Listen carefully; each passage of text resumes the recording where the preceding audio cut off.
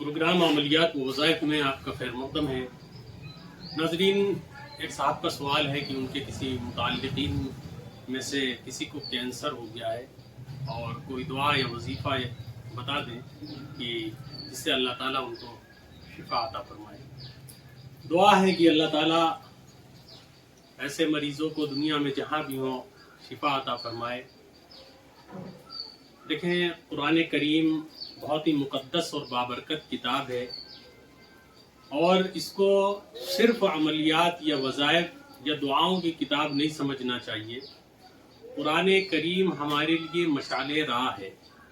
قرآن کریم ایک مکمل، مضبوط، مستحکم نظام حیات ہے۔ قرآن کریم جب آپ سمجھ کر کے پڑھیں گے تو قرآن کریم پڑھ کر کے یوں محسوس ہوتا ہے کہ قرآن کریم ہم سے ہمارے متعلق باتیں کر رہا ہے۔ ہمارے اندر جو پریشانیاں ہیں، ہمارے اندر جو کمیاں ہیں، ہمارے اندر جو کوتاہیاں ہیں، ان سے ہی ریلیٹڈ قرآن کریم ہم سے گفتگو کرتا ہے۔ اگر ہم اس کو پڑھ کر کے اور اس پر عمل کر لیں تو ہم ایک اچھے انسان بن سکتے ہیں۔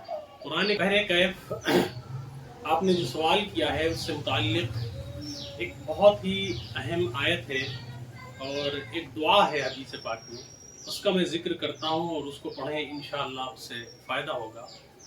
اولاً درود شریف پڑھیں، چونکہ عملیات کے اندر درود شریف سب سے اہم کردار رکھتا ہے۔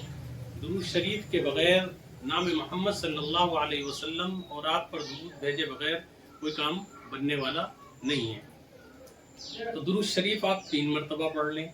اس کے بعد ربی انی مسنی الضر وانت ارحم الراحمین، یہ آیت کریمہ 41 مرتبہ پڑھیں۔ آیت کریمہ یہ پارہ نمبر 17 اور رکوع نمبر 6 پر ہے۔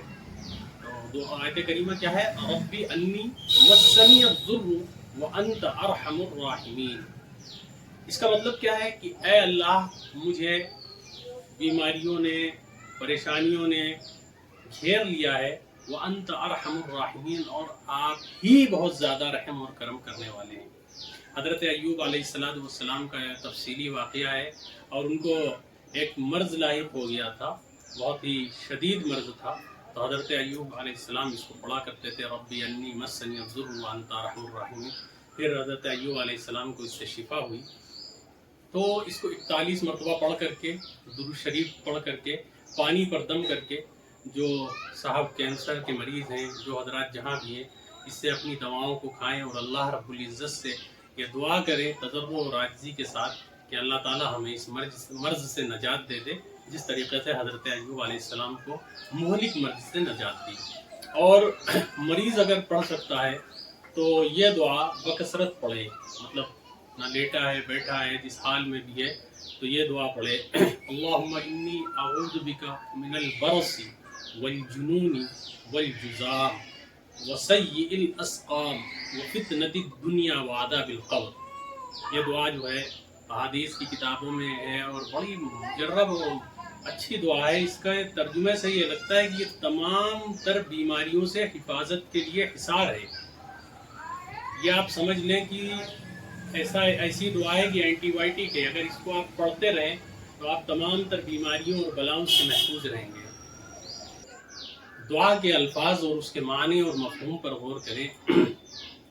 اللہم انی اعوذ بک، اے اللہ میں آپ سے پناہ مانگتا ہوں، آپ کی پناہ طلب کرتا ہوں، من البرص، سفید داغ، سفید داغ کا مرض ہوتا ہے اس سے، والجنون، پاگل پن سے، یعنی بہت سے لوگ ڈپریشن کا شکار ہو جاتے ہیں، پاگل ہو جاتے ہیں، مینٹل ہو جاتے ہیں، والجنون والجذام، اور گوشت کٹ کٹ کر کے گرنے کی بیماریاں۔ جذام کہتے ہیں کہ ایسی بیماری کو جس کے اندر ہڈیاں، گوشت الگ ہو جاتے ہیں۔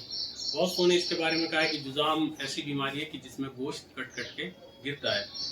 تو اللہم انی اعوذ بک من البرص والجنون والجذام وسیء الاسقام۔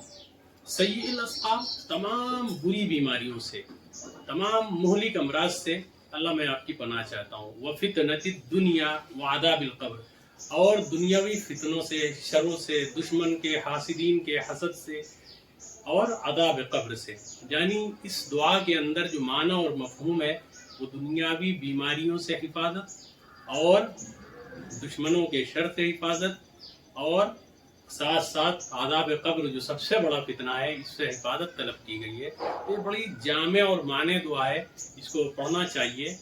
इसको मरीज़ मुस्तकिल पढ़े और अल्लाह से दुआ करता रहे। इस दुआ को हमें अपने मामूलात में शामिल कर लेना चाहिए। कम से कम सुबह और शाम 3 मरतबा ये दुआ पढ़ लेनी चाहिए। तो इससे तमाम तराफात और बलियात से हम सब महफूज रहेंगे।